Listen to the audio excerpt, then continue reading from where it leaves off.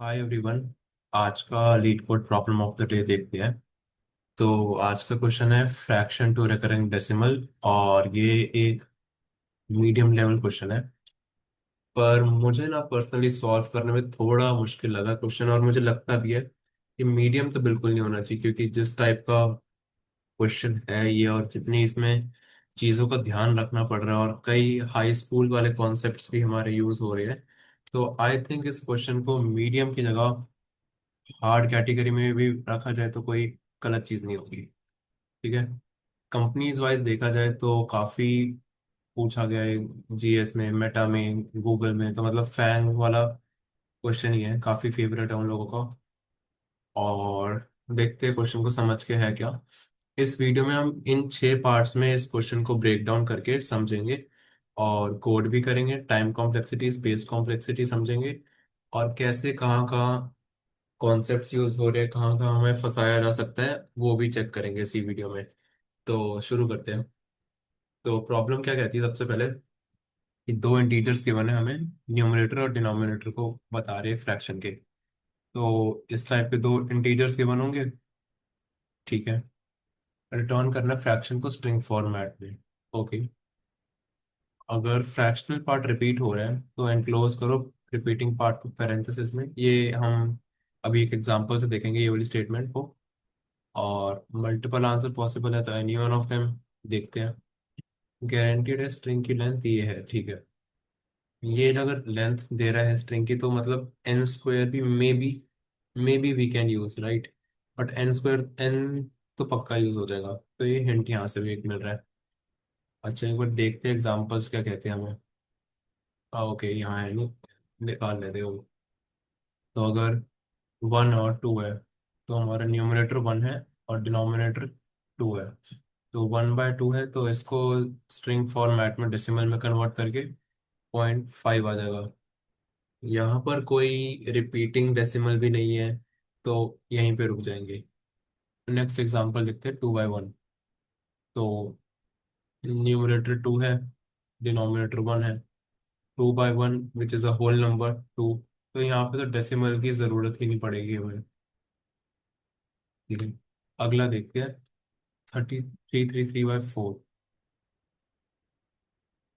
333/4 वैसे एक और चीज़ है, जो पुराने एग्जाम्पल हम यहाँ पे देखेंगे कोई लीडिंग जीरोस नहीं है।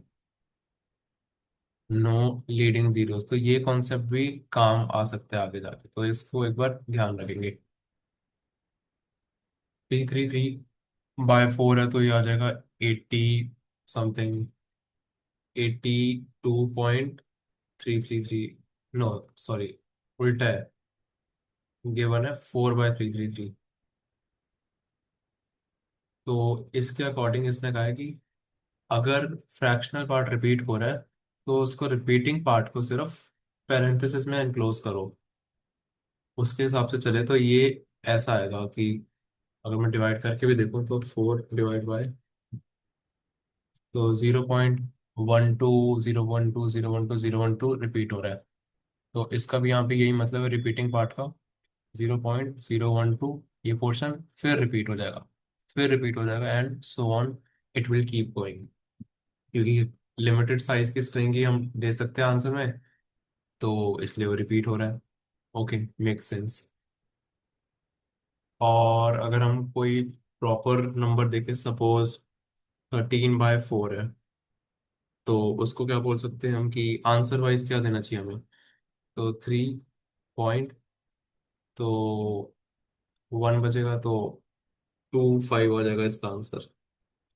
पर इसको करने का हमने एक तरीका बचपन में सीखा है, लॉन्ग डिवीजन का। इस प्रॉब्लम में यही इंपॉर्टेंट चीज है याद करने की, लॉन्ग डिवीजन लगेगा, क्योंकि हमें ये डेसिमल्स की वैल्यू ऐसे कैसे मिल जाएगी। क्योंकि जब लॉन्ग डिवीजन करते थे तो ऐसा होता था कुछ कुछ, यहाँ डिवाइजर, डिविडेंड, यहाँ क्वेश्चन, यहाँ डिविडेंड, एक रिमाइंडर आता था। फिर कुछ यहाँ से नंबर ड्रॉप करते थे, या अगर डेसिमल होता तो कुछ और करते थे, तब जाके कुछ कुछ बनता था। तो इसलिए डेसिमल के लिए ना लॉन्ग डिवीजन ही यहाँ पे लगेगा।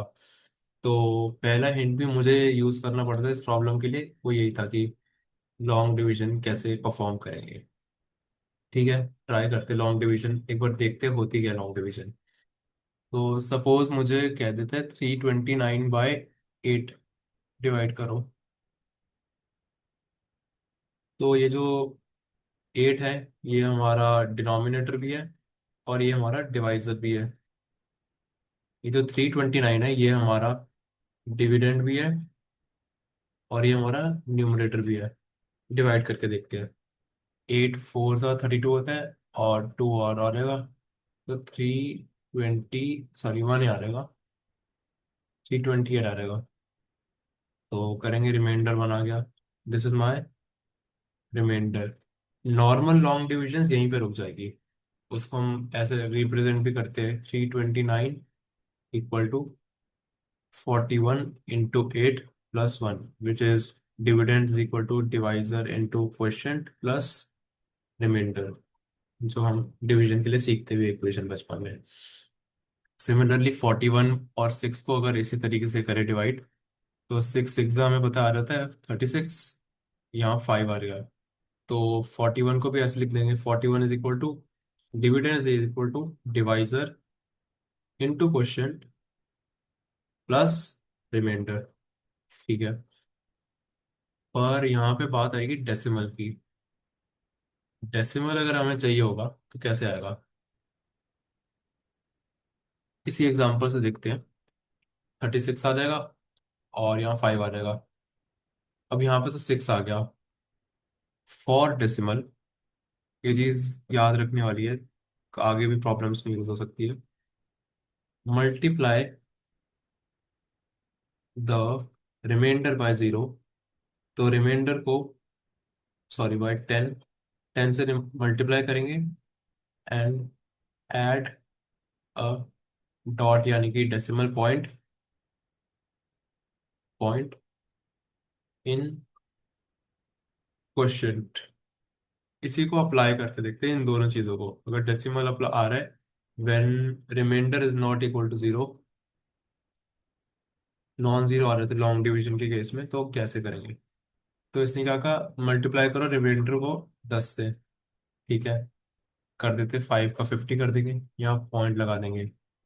50 है तो 6 7 आ जाएगा 42।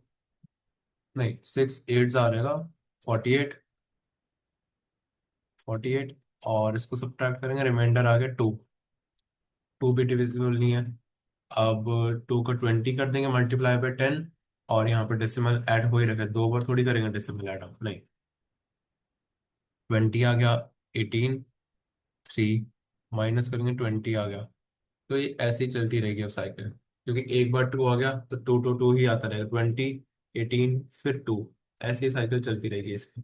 और इसका अगर हम आंसर वेरीफाई भी करना चाहें, 41/6, तो आ गया 6.833333। ठीक है। ये तो कुछ तो आंसर्स हमारे ऐसे होंगे जिनमें रिमाइंडर 0 आ जाएगा। जैसे अगर हमें कहेगा 40/4 है, तो 10 आ गया और रिमाइंडर इक्वल टू 0। 25/5 है तो रिमाइंडर इक्वल टू 0। ऐसे जितने भी केसेस होंगे ना इस क्वेश्चन में, उनमें कोई दिक्कत नहीं है। तो हम ऐसे भी सोच सकते हैं कि if my remainder equal to 0, simply return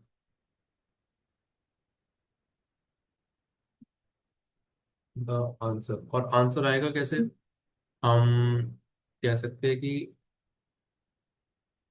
अगर हम न्यूमरेटर का न्यूम लिखे तो क्वेश्चन क्या होगा हमारा, न्यूमरेटर डिवाइड बाय डिनोमिनेटर। और हमारा इंटरमीडिएटर क्या होगा, न्यूमरेटर के डिवाइड करने के बाद जो रिमाइंडर बचते हैं, यानी कि हमारा जो मॉड्यूलो ऑपरेटर भी, वो भी ऐसे ही काम करता है। मॉड्यूलो ऑपरेटर, तो अगर इसमें 1 मॉड्यूलो 2 करूंगा तो आंसर 1 आ जाएगा, क्योंकि that is the remainder after dividing 1/2।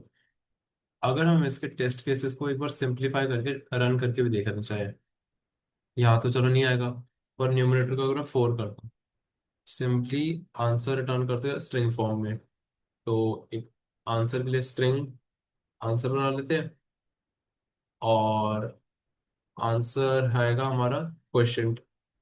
तो एक टू स्ट्रिंग मेथड यूज करेंगे, क्वेश्चन में कन्वर्ट कर देंगे, आंसर इक्वल टू ये, और रिटर्न कर देंगे आंसर। यहाँ रिटर्न करनी पड़ेगी एक एम्प्टी स्ट्रिंग ताकि एरर ना आए। ये चल जाएगा कोड? नहीं चला? अब चल जाएगा।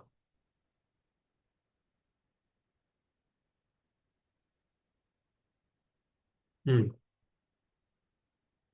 विच मेक सेंस कि जब रिमाइंडर जीरो है तो डेसिमल है ही नहीं। और इस क्वेश्चन में सारी कॉम्प्लेक्सिटी डेसिमल की है, कि अगर डेसिमल के बाद रिपीट हो रहा नंबर है कुछ ऐसा केस है, तो हमें सोचना पड़ रहा है कि क्या करे क्या ना करे। डेसिमल नहीं है तो सीधा क्वेश्चन आंसर देंगे, स्ट्रिंग में कन्वर्ट करके आ जाएगा। ये मेथड मैंने कल भी डिस्कस किया था वैसे, टू स्ट्रिंग वाला। तो ये करता क्या है, टू स्ट्रिंग, किसी भी नंबर को अगर मैं 24 डालूं तो रिटर्न कर देता है स्ट्रिंग वैल्यू 24। और हमने आंसर भी हमारा स्ट्रिंग टाइप का बना रखा था, इसी में वैल्यू असाइन हो जाएगी और रिटर्न कर देंगे फाइनली हम आंसर को। तो काम हो जाएगा, very simple. But what if remainder is not equal to zero, यहाँ पर कॉन्सेप्ट आएगा डेसिमल नंबर्स का, जैसे हमने सीखा था 41/6 सीखा था। इस बार कुछ और देखते हैं, इस बार हम 17/4 देखते हैं एक बार। तो 4 4 16 -1। अब रिमाइंडर आए, क्वेश्चन से छोटा है, नॉर्मली डिवाइड नहीं हो सकता। क्या हमने दो रूल सीखे थे? पहला था मल्टीप्लाई रिमाइंडर बाय 10। दूसरा हमने सीखा था add decimal, add decimal point. तो कर देते हैं, डेसिमल ऐड किया, रिमाइंडर को 10 से मल्टीप्लाई किया, हाँ अब हो जाएगा डिवाइड। 4 2 8, रिमाइंडर आ गया 2। फोर फिर से डेसिमल के बाद जब भी अगर हमारा रिमाइंडर छोटा आएगा इस डिवाइजर से, तो हमें एक जीरो ऐड करना है, और हमेशा आएगा भी छोटा ही। ये हम वेरीफाई करके भी देख सकते हैं, हमेशा छोटा ही आएगा।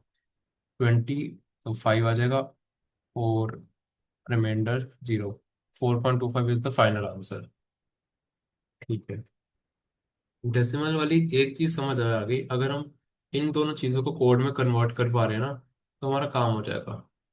कि एक तो हमने कह दिया रिमाइंडर 0, एक हम कह देंगे एल्स। एल्स केस मतलब remainder is not equal to 0। ऐसे करेंगे कन्वर्ट तो लॉन्ग डिवीजन में हो जाएगा। ठीक है, और कब तक लग रहे हैं हम तब तक जा रहे हैं जब तक रिमाइंडर 0 नहीं आ जाता। ठीक है, मेक सेंस। तो अगर इसको कोड में कन्वर्ट करना चाहे तो हम ऐसे बोल सकते हैं कि while remainder is not equal to 0। क्या था हमारा पहला स्टेप? जब हमें सबसे पहले यहाँ पता लग गया कि आंसर में रिमाइंडर 0 नहीं है, तो सबसे पहले तो हम डेसिमल पॉइंट ऐड कर रहे हैं, तो answer plus equal to decimal point कर देंगे। ठीक है, उसके बाद डेसिमल आ चुका है, रिमाइंडर को मल्टीप्लाई करेंगे 10 से। ठीक है, रिमाइंडर को जब 10 से मल्टीप्लाई कर देंगे, और एक एग्जांपल से एक बल्कि देख लेते हैं, बेटर समझ में आ रहेगा। हम पकड़ लेते हैं 17 बाय, नहीं, हम पकड़ लेते हैं 4 का ही पकड़ लेते हैं, और मे बी 10 से कर लेते हैं। तो 4 2 8, रिमाइंडर आगे 2, दिक्कत है। पहला स्टेप मल्टीप्लाई बाय 10 कर दिया हमने, यहाँ पे 20 हो गया। डेसिमल पॉइंट भी पहले ही यहाँ पे ऐड कर चुके हैं इस वाली लाइन में हम, जो ये वाली लाइन थी। ठीक है, अब क्या करें? अब जो नया रिमाइंडर है उसको डिवाइड करेंगे हमारे पुराने डिनोमिनेटर से। ठीक है, करते हैं। एल्स नया क्वेश्चन के लिए, सॉरी, पहले मल्टीप्लाई करेंगे R = R × 10। उसके बाद नए क्वेश्चन के लिए इस रिमाइंडर को, जो हमारा नया डिविडेंड बन चुका है, डिवाइड करेंगे हमारे पुराने वाले डिनोमिनेटर से। ठीक है, कर दिया। क्वेश्चन आएगा कुछ 5 आएगा, इसको ऐड करेंगे टू आंसर स्ट्रिंग, क्योंकि फिलहाल देखेंगे आंसर स्ट्रिंग क्या बनी होगी, 2 आया सबसे पहले और 0। ये आ गया। इसमें 5 को ऐड करेंगे, लिटरली स्ट्रिंग कॉनकैटिनेशन जैसे होती है। कॉनकैटिनेशन। तो हमारे पास आंसर ऐसी स्ट्रिंग थी, फिर हमने डॉट ऐड करी, ये बन गया। अब थर्ड में जो भी क्वेश्चन की वैल्यू आएगी उसको ऐड कर देंगे। ठीक है, तो देखते हैं। Answer plus equal to to string लगाना पड़ेगा क्योंकि कॉनकैटिनेशन इंटीजर और स्ट्रिंग का हो नहीं सकता। तो हम ऐड कर देंगे क्यू को। ठीक है, रिमाइंडर ऐसे ही कम होता रहेगा, होता रहेगा, होता रहेगा, जब तक जीरो नहीं हो रहा था हम करेंगे। और यहाँ पे वाइल की कंडीशन भी ऊपर लिख देते हैं, यहाँ मिस हो गई।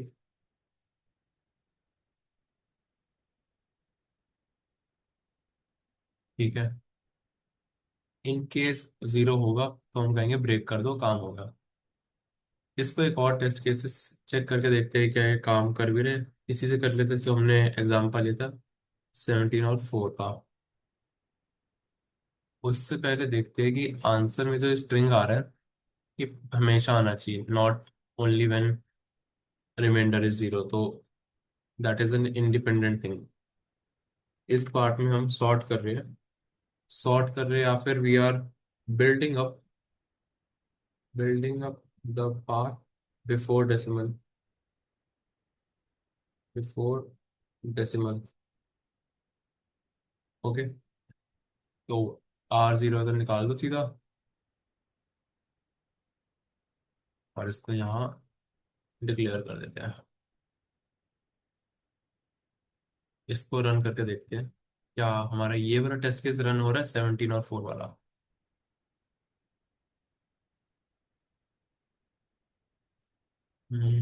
इनफैक्ट एल्स की जरूरत भी नहीं है यहाँ पे कि रिटर्न हो ही रहा है ऊपर वाले केस में, तो बिना एल्स के ही कर लेते हैं इसको।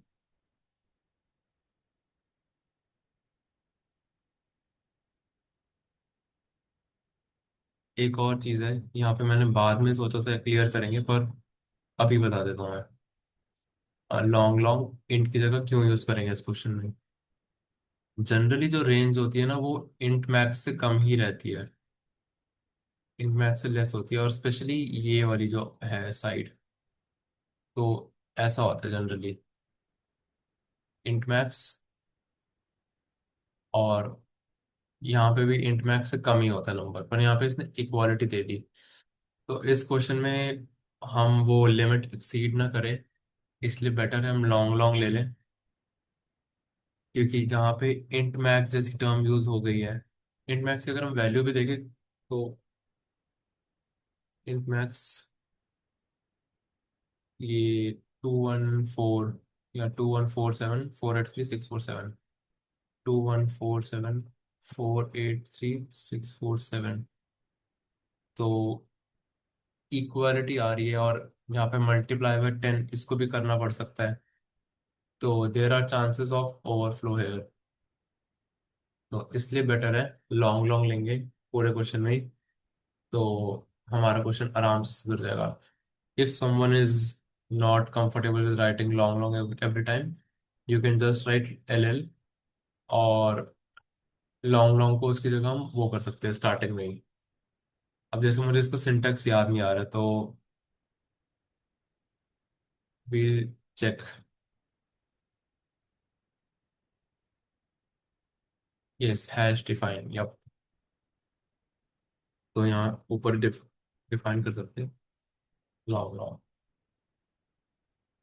अपने न्यूमरेटर डिनोमिनेटर ही हम चेंज करेंगे, क्योंकि इस वैल्यू को हम चेंज नहीं कर सकते। अगर यहाँ मैं लॉन्ग लॉन्ग कर दूंगा तो लीड कोड पे कंपाइलर एरर देगा।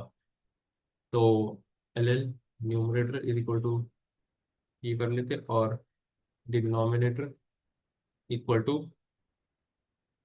अब जहाँ जहाँ पे न्यूमरेटर है तो उसको रिप्लेस भी करना पड़ेगा हमें, जहाँ जहाँ इंट है उसको लॉन्ग लॉन्ग बनाना पड़ेगा।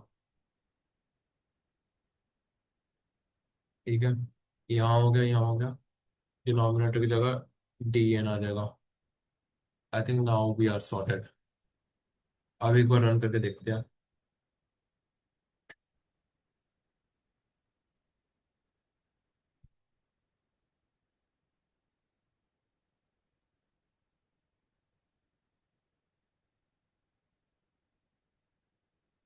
हम्म।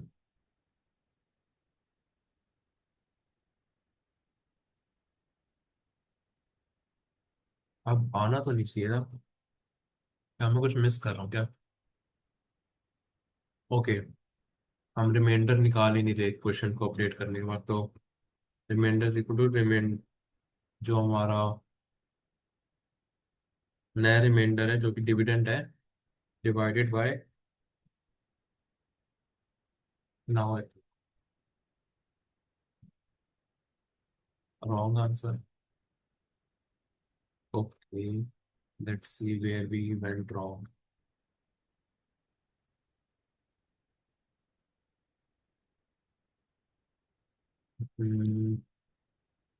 रिमाइंडर को हम 10 से मल्टीप्लाई कर रहे हैं, जो कि करना ही है। क्वेश्चन होगा रिमाइंडर डिवाइडेड बाय डिनोमिनेटर, ठीक है। एंड रिमाइंडर जो होगा, नया रिमाइंडर होगा जब हम इसको मल्टीप्लाई कर रहे हैं 20 से। तो 20 आ गया, 5 आ गया, 20 आ गया, माइनस करेंगे 0 आ गया। तो माई न्यू रिमाइंडर जो आ रहा है, that is my old remainder, my denominator.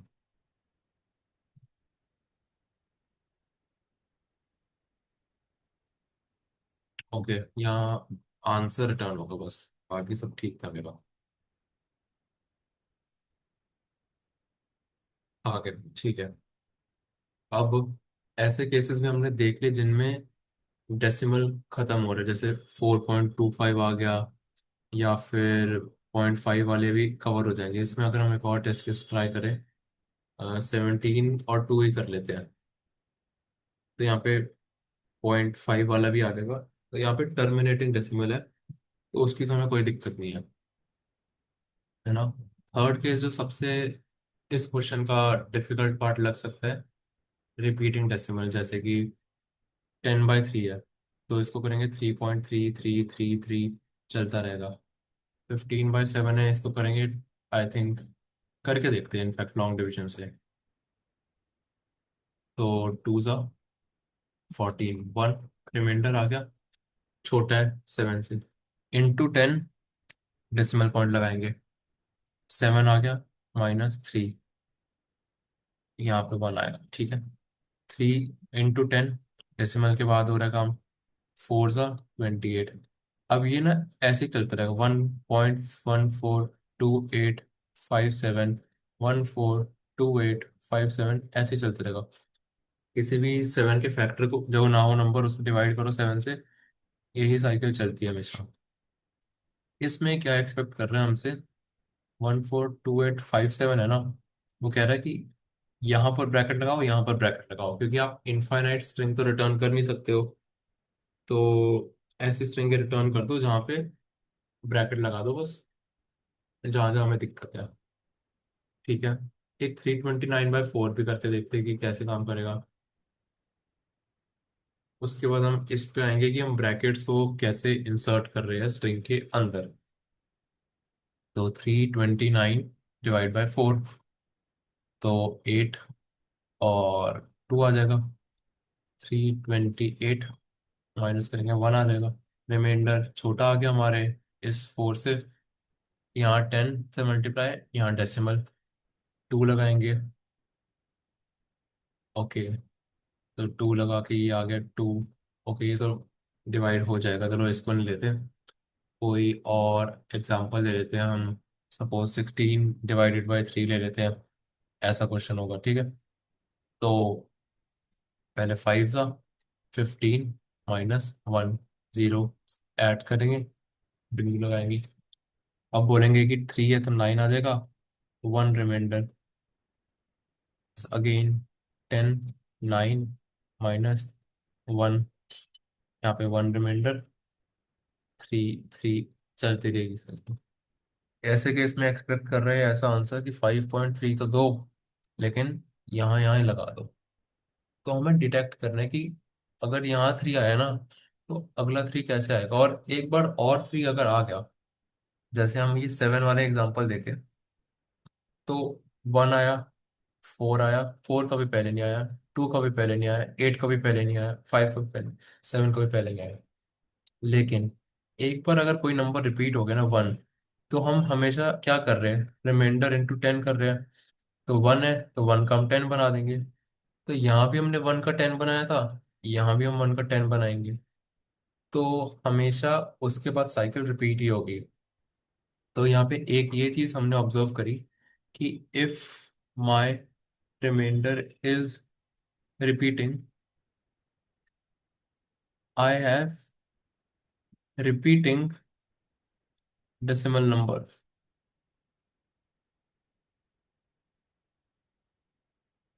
Number, ठीक है। एक और कैरेक्टरिस्टिक है, एक फैक्ट की तरह ही है, ये हमें पता होना चाहिए। मेरे को भी नहीं पता था, मैंने यहाँ डिस्कशन टैब में ही पढ़ा था कि अगर हमारे पास दो इंटीजर नंबर्स हैं, इंटीजर ए और इंटीजर बी, तो इन दोनों को डिवीजन जो है, हमेशा या तो अगर नॉन टर्मिनेटिंग आ रहा है नंबर, जैसे 7 के केस में आ रहा है, या हमारा बहुत फेमस एग्जांपल 22/7 आता है, तो नॉन टर्मिनेटिंग आएगा तो पक्का रिपीटिंग होगा। ऐसा नहीं होगा कि इसमें 1 4 2 8 5 7 6 3 4 9 कुछ भी नहीं आ जाएगा, हमेशा रिपीटिंग ही आएगा। ये एक फैक्ट की तरह में मैंने भी आज ही याद करा है, तो हमें आना चाहिए। ठीक है। तो हमारे सारे जितने भी एग्जांपल्स हैं मतलब वैलिड ही होंगे कहीं ना कहीं, क्योंकि ये रिपीट हो जाएगा अगर ये टर्मिनेट नहीं हो रहा। और हमें ट्रैक क्या करना है, आर रिपीट कर रहे हैं, यानी कि हमें कहीं ना कहीं आर का ट्रैक रखना पड़ेगा। कि अगर मेरा 1 आ गया तो मैं मान लो इसको ट्रू मार्क कर लूंगा, 2 आ गया तो ट्रू मार्क कर लूंगा, 3 आ गया ट्रू मार्क कर लूंगा, फिर से 1 आएगा तो मैं बोलूंगा कि ये तो मार्क्ड है ऑलरेडी ट्रू यहाँ पे। तो हमारे स्ट्रिंग आ गई, एक ब्रैकेट यहाँ लगाओ, एक ब्रैकेट यहाँ लगाओ, काम हो गया। ठीक है। हमें ना ब्रैकेट्स की पोजीशन के लिए भी कुछ ना कुछ रखना चाहिए। ऐसे कैसे पता लगेगा कि 1 पहले किस पोजीशन पे आया था, राइट? तो अगर सपोज मैं 3.142857 कह रहा हूँ, यहाँ पे मैंने 1 4 2 8 5 7 इनको एक मैप में रख सकता हूँ। मैप में कि we have these values already, map में या सेट में भी सोच सकते हैं हम। ठीक है। अब अगली बार जब 1 आएगा ना, तो मुझे कहना है कि यहाँ तो 1 आ गया, यहाँ ब्रैकेट लगा दो और यहाँ ब्रैकेट लगा दो, क्योंकि ये पोर्शन अब रिपीट होने वाला है। ठीक है। मुझे इस 1 की इंडेक्स की वैल्यू अगर मिल जाए कहीं से, तो मेरा काम हो जाएगा। तो यही सोचने में आएगा कि अगर हम मैप ले रहे हैं, तो मैप में हम क्यों ना उनको अपनी इंडेक्स की वैल्यू से ही मैप कर दे, इंटीजर नंबर को, एलिमेंट को। तो 1 का यहाँ क्या इंडेक्स होगा, क्योंकि अगर मेरे को ये पोजीशन पता है, मैं आराम से इटरेट करूंगा, देखूंगा जहां ये पोजीशन आई उसके पीछे ब्रैकेट लगा दूंगा, मेरा काम हो जाएगा। तो 1 का इंडेक्स स्टोर कर लेते 2, 4 का इंडेक्स स्टोर कर लेते 3, 2 का इंडेक्स स्टोर कर लेते हैं 4, 8 का इंडेक्स स्टोर कर लेते हैं 5, और 5 का इंडेक्स स्टोर कर लेते हैं 6। इसको सही से बनाते हैं। 7 का इंडेक्स स्टोर कर लेते हैं 7। ठीक है। अब जहां भी मैप में रिपीटेड वैल्यूज पकड़ी गई, तो वहां क्या करो, इंडेक्स वाली पोजीशन पे एक लेफ्ट ब्रैकेट लगाओ, और रिपीटेड से पहले एक राइट ब्रैकेट लगाओ, काम हो जाएगा। ठीक है। इसके लिए ना हमें एक स्ट्रिंग का मेथड हेल्प करेगा, जो कि है ये to string method. To string क्या करता है, अगर मेरे पास एक स्ट्रिंग है उदय के नाम से, और मैं चाहता हूँ मैं 0 1 2 3, ये स्ट्रिंग है, मैं चाहता हूँ मैं डी ए के बीच में कुछ एक और उधर डाल दूँ। ठीक है। तो टू स्ट्रिंग यहाँ हेल्प करता है। मैं कहूँगा स्ट्रिंग डॉट इंसर्ट, किस इंडेक्स में मैं डालना चाहता हूँ डी ए को। ये हो जाएगा जैसे 0 1, नहीं, डी का ओरिजिनल इंडेक्स यहाँ पे, ये लिख लेते हैं एक बार, ये ओरिजिनल वाला था, और ये बीच में हम इंसर्ट करना चाह रहे थे 0 1 2। सेकेंड इंडेक्स पे मैं इंसर्ट करना चाह रहा हूँ एक नई स्ट्रिंग को, और जिस भी इंडेक्स पे हम इंसर्ट करना चाहते हैं उसकी फाइनल पोजीशन जो होनी चाहिए वो डालेंगे यहाँ पे। सेकंड डाल दूंगा, यहाँ पे स्ट्रिंग इंसर्ट हो जाएगी उदय के नाम से।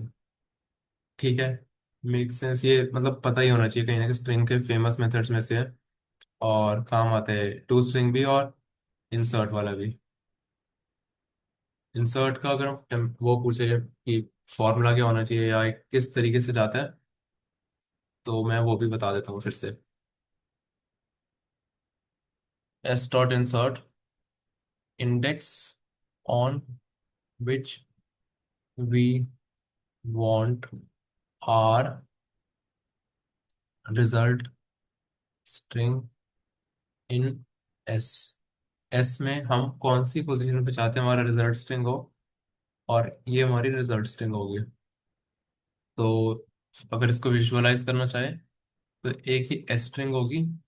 मैं सपोज इस इंडेक्स वैल्यू पे चाहता हूँ कि हमारा रिजल्ट आ जाए, तो मैं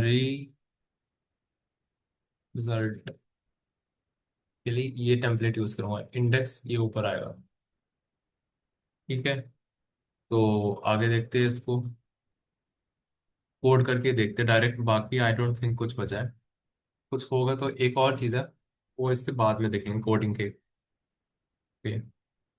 ये पोर्शन आ गया, ये रिमाइंडर अगर जीरो नहीं है तो कैसे डील होगा, और मैप की यहाँ पे जरूरत पड़ेगी। तो मैप बनाएंगे, इंटीजर कॉमा इंटीजर। पहले वाले इंटीजर का मतलब होगा एलिमेंट टू इंडेक्स। ठीक है, और अगर जाए element which is basically the remainder this time, right, this is the remainder. तो जाते हैं, अगर रिमाइंडर जीरो नहीं है, सबसे पहले मल्टीप्लाई करने से भी पहले अगर वन आया है 3.14287 में, अगर वन आ गया तो चेक करेंगे कि मैप में क्या है हमारे पहले से।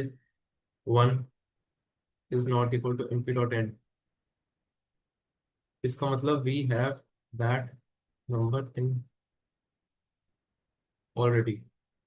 अगर हमें पहले से ही मिल गया, क्या करना था, देखते हैं 14287, जो स्ट्रिंग बनी होगी आंसर की ऐसी बनी होगी अभी तक।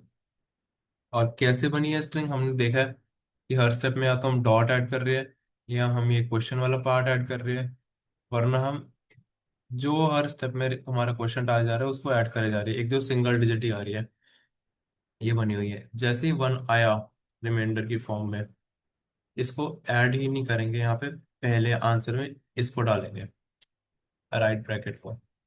तो answer dot push back right bracket. ठीक है, अब इंसर्ट भी करना है स्ट्रिंग में, और इंसर्ट किस पोजीशन पे करना है, जो हमने ऑलरेडी स्टोर करके रखी हुई है वन के कॉरस्पॉन्डिंग। ये डॉट फर्स्ट इंडेक्स पे 3 4 5 6 7, इसको मैं चाहता कैसे बनाना हूँ, 3 पॉइंट, ये 14287, और ये 0 1 2 3।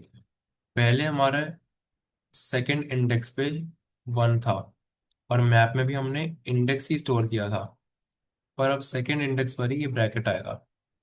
तो अगर मैं बोल रहा हूँ स्ट्रिंग यानी कि आंसर डॉट इंसर्ट किस इंडेक्स पे चाहिए, एम पी ऑफ आर, जो जिसको पॉइंट कर रहे हैं वो एलिमेंट, और क्या डालना है, ये डालना है यहाँ पे। वैसे है कैरेक्टर, पर इसको डालेंगे स्ट्रिंग की तरह ही, वो स्ट्रिंग ही लेते हैं क्योंकि ये मेथड, और पुश बैक कर रहे हैं स्ट्रिंग में तो हम इसको कैरेक्टर ही देंगे।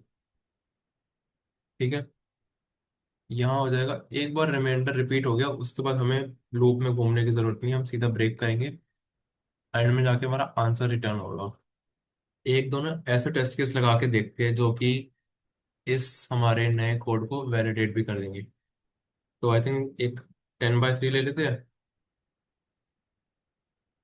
और एक ले लेते हैं 22/7।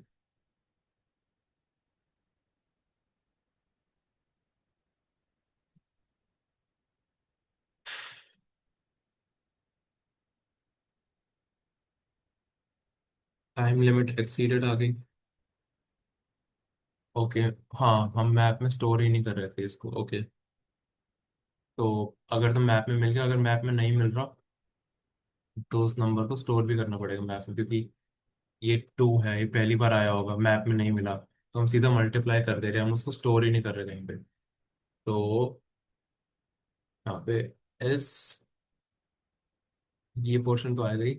इससे पहले MP of R is equal to answer का जो भी उस टाइम पे मैक्सिमम साइज बना होगा, राइट, क्योंकि 3.14 होगा।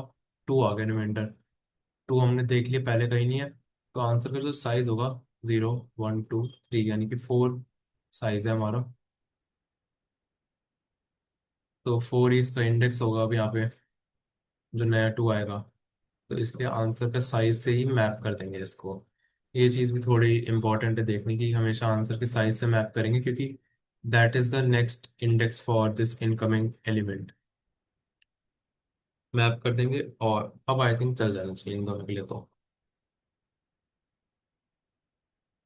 परफेक्ट। आंसर 22/7, बिल्कुल सही पोजीशन से ब्रैकेट आ गया हमारे। यहाँ भी सही पोजीशन पे ब्रैकेट आ गया। अगर इसका एक और एग्जांपल भी देखना चाहे, जो इसने शायद दिया ही हुआ है, ये वाला 4/33। तो 4 33 3 33, तो 0 आएगा, 0 आएगा, 1 आएगा, 2 आएगा। इसको स्टोर कैसे करेंगे मैप में? जैसे जैसे एलिमेंट आएगा उसके साइज से, स्ट्रिंग का जो आंसर का साइज होगा उस टाइम पे डालते रहेंगे, यानी कि 0 के लिए 2, 1 के लिए 3, 3 के लिए, सॉरी, 2 के लिए 4। ठीक है। अब फिर से 1 आ गया, चेक करेंगे है 1 उसमें, हाँ मैच हो गया। नहीं सॉरी, यहाँ पे 0 आएगा, फिर से जो करेंगे 0, चेक करेंगे है हमारी स्ट्रिंग में, सेकंड इंडेक्स पे है। तो सेकंड इंडेक्स पे इसको इंसर्ट कर देंगे, 0 1 2, और यहाँ पे पुश बैक करके लेफ्ट वाले ब्रैकेट बुला देंगे। और इसीलिए ना ये हमेशा आएगा भी डेसिमल के बाद, ये जो लेफ्ट वाला ब्रैकेट है, तो क्योंकि ऐसा तो नहीं होगा ना ये वाला नंबर ही रिपीट करने लग जाएगा जो मेन होल नंबर है। डेसिमल के बाद वाला फ्रैक्शनल पोर्शन जो है वही रिपीट करेगा, ऐसे आ जाएगा। एक और इस क्वेश्चन में ना लास्ट डिटेल जो बच रही है, आई थिंक मैंने एक साइड पे रखी, yes, dealing with negative numbers. तो इसका मतलब क्या होगा कि सपोज ऐसे नंबर भी होंगे, -1 न्यूमरेटर और डिनोमिनेटर होगा 2। तो इनका सेम ऑपरेशन चलने वाला है एज, जैसे नेगेटिव का चलता है हमेशा, प्लस भी उनका वैसे होता है, डिवाइड भी वैसे होता है, मल्टीप्लाई भी वैसे होता है। तो मेरे दिमाग में क्या है कि हम ना एक दो बूलियन ले लेते हैं, चेक करने के लिए कि न्यूमरेटर नेगेटिव है या नहीं है। तो अगर मैं कहूँ, या फिर इंटीजर ही ले लेते हैं, उसमें कोई बात नहीं है, न्यूमरेटर नेगेटिव पहले 0, डिनोमिनेटर नेगेटिव पहले 0।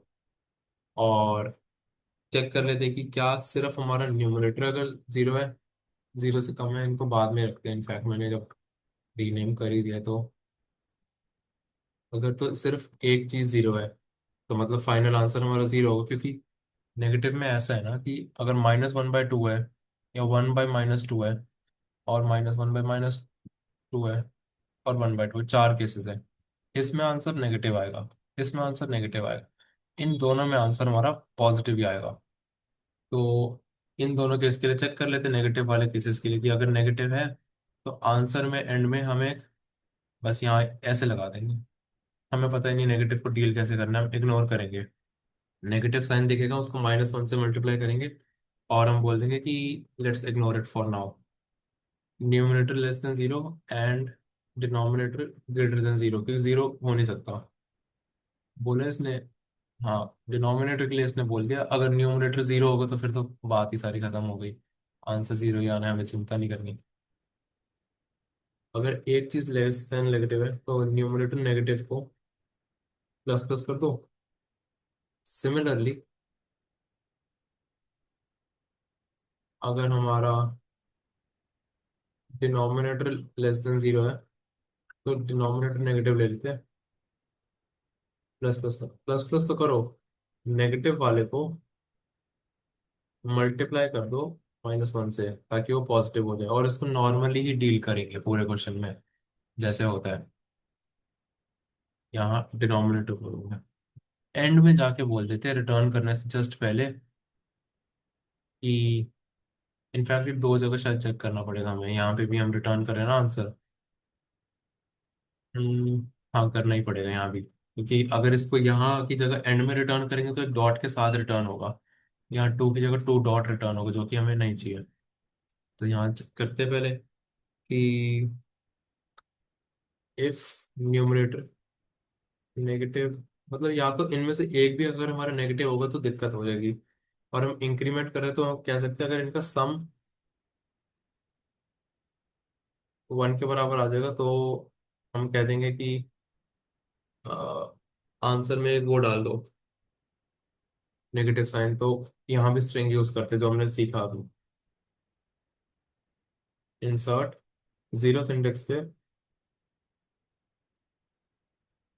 ये स्ट्रिंग डाल दो। सिमिलरली एंड में भी ये डाल देते हैं रिटर्न करने से पहले।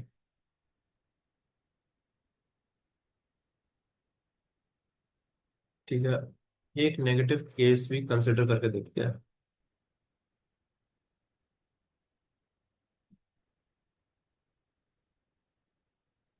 इसको -22 करते हैं,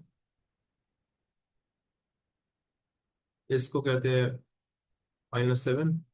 दोनों माइनस हो गए। अब सिर्फ एक माइनस भी देखते हैं।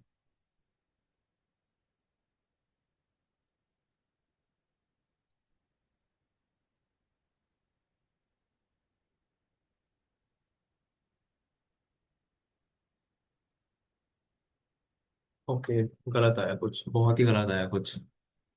वो बार बार क्यों कर रहे हैं इंसर्ट, एक बार देखना पड़ेगा। पहले इसको ऐसे करते हैं फॉर्मेट, फिर देखते हैं कहाँ गलती हो रही है। जीरो इंडेक्स पे ये और है ऐड। ठीक है, दो बार हो गया। नहीं, मल्टीपल टाइम्स कर रहे हैं। सिमिलरली इसमें भी, दोनों में तो कोई दिक्कत नहीं है। ओके, आई थिंक एक बार भी करेंगे तो काम हो जाएगा ना। जब हम एक बार कर ही रहे ऐड तो why are we going to do it anyways again.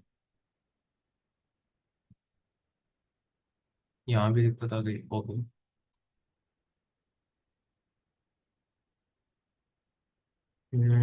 सोचते हैं कहाँ दिक्कत हो रही है।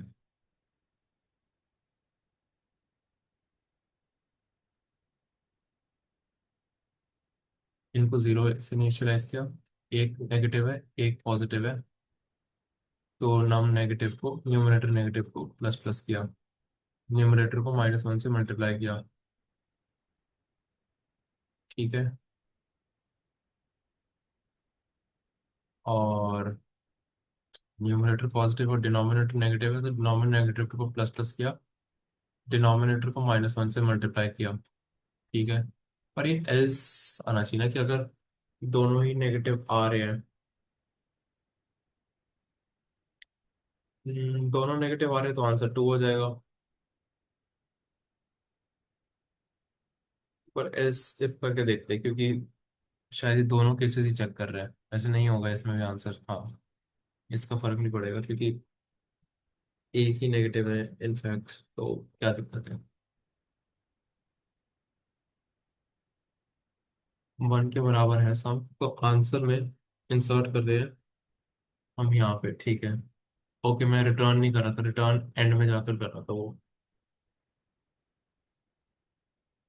अब में भी देखते हैं कुछ इम्प्रूवमेंट हो शायद। नहीं, इस दौर में तो मुझे समझ में नहीं आ रहा वाइल लूप मेरा कहाँ जाके खत्म हो रहा है।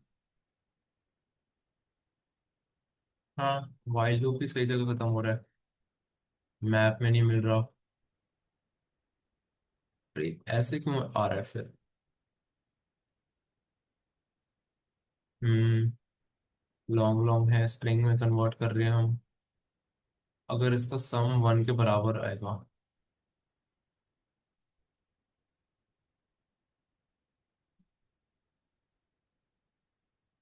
तो आंसर में इंसर्ट करना है जीरो पोजीशन पे एक नेगेटिव साइन।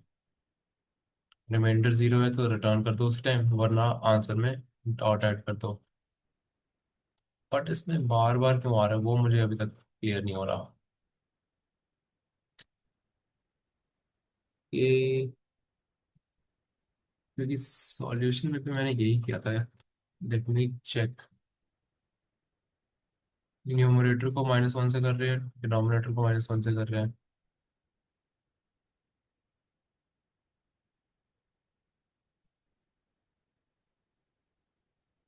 यहाँ तो कोई गलती नहीं हो रही क्या? न्यूमरेटर -1 से हो रहा है, डिनोमिनेटर -1 से हो रहा है। केसेस भी दोनों ऑपोजिट है। क्वेश्चन रिमाइंडर ठीक है। ओके। यहाँ मैं गलत फाइंड कर रहा हूँ। तो ये सारे ऑपरेशन लगाने से पहले मुझे करना चाहिए था। करेक्ट। ठीक है, ऐसी गलती होती है कोड में, डीबग कर करके ही समझ में आती है। सी हो गया, क्योंकि हम क्वेश्चन रिमाइंडर पुरानी नेगेटिव वैल्यू से ही फाइंड आउट कर रहे थे। सबमिट करेंगे, सॉल्यूशन एक्सेप्ट हो जाएगा। टाइम कॉम्प्लेक्सिटी वाइज जाएंगे तो आई थिंक इसकी डिटरमाइन करनी मुश्किल ही है, क्योंकि अगर हमारे पास एक इंट मैक्स भी आ गया 2147, जो भी 6 बहुत लंबा सा नंबर होता है, और यहाँ पे 2 आ गया, तो इसको इतने स्टेप्स में हम इटरेट करते जाएंगे तो I think logarithmic time complexity we can expect here. Exact answer find out करने के लिए तो I would say log of 2 raised to the power, sorry, with this thing as please, तो this will be the time complex, क्योंकि I think इससे बुरा क्या ही case होगा कि बार बार 2 से डिवाइड हो ही जा रहा है, हो ही जा रहा है, ऐसा कुछ आ सकता है। और may be something bye log 7। तो क्योंकि बहुत बार जिस 7 वाले केस में 142857 ऐसे चलते रहेंगे तो बहुत ज्यादा टाइम कॉम्प्लेक्सिटी आएगी नहीं, I don't think. So I think 7 case में कितने 6 बार चलता है ना साइकिल, इससे ज्यादा तो आई डोंट थिंक किसी और केस में चलता है। तो time complexity is more of logarithmic, और इवन से कांस्टेंट टाइम भी कह सकते हैं। और स्पेस कॉम्प्लेक्सिटी डेफिनेटली ऑफ 1 ही होने वाली है यहाँ पे, क्योंकि कुछ है ही नहीं स्पेस के नाम पे अलग। तो O of 1 space, O of logarithmic, और O of 1 time as well. So I think it's a pretty good decent question to solve। कितने इस क्वेश्चन में मिसेस थे, और कहीं से भी मिसेस हो सकते थे, जैसे मेरे से ये भी मिस हो गया, और मेरे को समझ ही नहीं आ रहा था एंड तक कि हो क्या रहा है। तो काफी पार्ट्स थे इस क्वेश्चन में। इस क्वेश्चन को बार बार 2 से 3 बार ड्राई रन करने के बाद ही थोड़ा ढंग से समझ में आएगा। और नेगेटिव साइन का ध्यान रखना, ब्रैकेट्स की पोजीशन देखना, स्ट्रिंग डॉट इंसर्ट देखना, और इंट की जगह लॉन्ग लॉन्ग क्यों ले रहे हैं हम, और ये लिमिट्स का ध्यान रखना, लॉन्ग डिवीजन फिर से रिवाइज करना। तो आई थिंक ये 4 से 5 पार्ट्स इस क्वेश्चन के लिए इंपॉर्टेंट है। Please try some examples on your own, जैसे मैं खुद एक एक पार्ट सॉल्व करके टेस्ट केसेस जनरेट करे, ऐसे ही एक एक पार्ट सॉल्व करके टेस्ट केसेस जनरेट करके देखो, तो बेटर समझ में आएगा। और मुश्किल टेस्ट केसेस के साथ एक्सपेरिमेंट करो, spend some time on this problem, so better समझ में आएगी। So I think that's it for now. We are going to close this video. If you guys have any suggestions or feedback for me, please feel free to drop them in the comment section below. And if this video helped you, make sure to like this video, share this in your groups, in your friends, and don't forget to subscribe to my channel. I'll be making more lead code DSA based videos, as well as more videos on other technical side as well as ML or AI. I'll also make those tutorials as well after some time. So thank you for watching, and I'll see you in the next video. Bye.